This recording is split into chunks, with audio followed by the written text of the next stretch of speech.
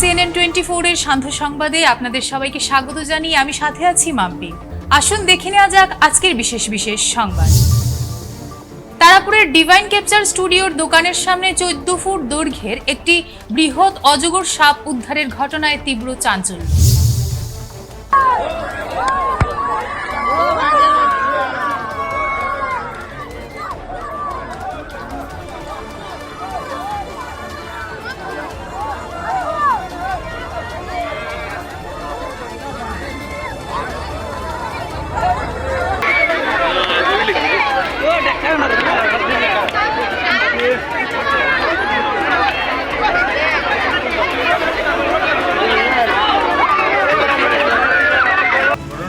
কালকে 12টার সময় হঠাৎ করে দেখি লোকজন জমা আমার স্টুডিওর সামনে তারাপুর মালিনী বিল এরপর মন্দ বিদ্যা মন্দির।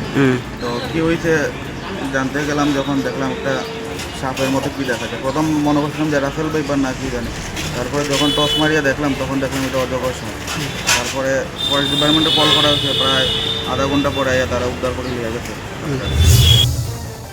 জিরিঘাটের কদমতলায় ভয়াবহ অগ্নিকাণ্ডে পুড়ে ছাই বসতবাড়ি।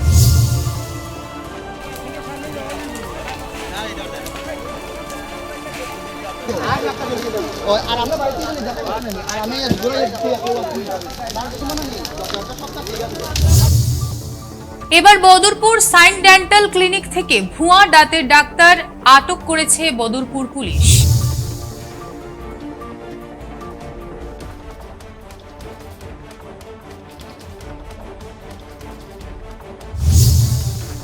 হাইলাকান্দিতে কর্তব্যরত এক চিকিৎসককে দলবদ্ধ আক্রমণের ঘটনায় তীব্র প্রতিক্রিয়া, থানায় এজাহার।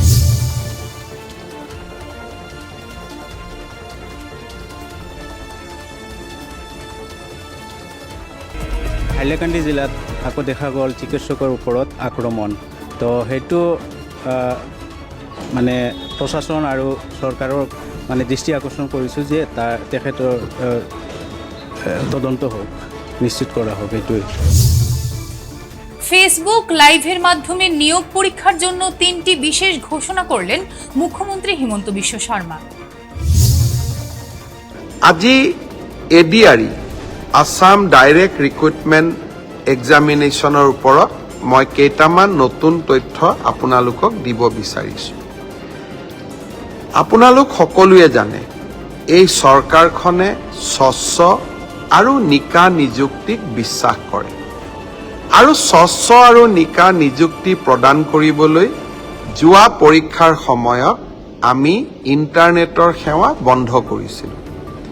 কংগ্ৰেছ দলে যথাৰীতি মোক সমালোচনা কৰিলে, কিন্তু আজি ঝাৰখণ্ডত কংগ্ৰেছ দলৰ চৰকাৰে তাতে আজি হোৱা এনেকুৱা ধৰণৰ ৰিক্ৰুটমেণ্ট পৰীক্ষাত ইণ্টাৰনেট বন্ধ কৰিবলৈ সিদ্ধান্ত লয়। অৰ্থাৎ আজি কংগ্ৰেছ দলে ঝাৰখণ্ডত এটা বেলেগ ৰূপ আৰু অসমত এটা বেলেগ ৰূপ ল'ব বিচাৰে। দৰাচলতে আমাৰ যিমানেই অসুবিধা নহওক কিয়, নৱ প্ৰজন্মক এটা স্বচ্ছ পৰীক্ষা দিয়াটো আমাৰ সকলোৰে দায়িত্ব।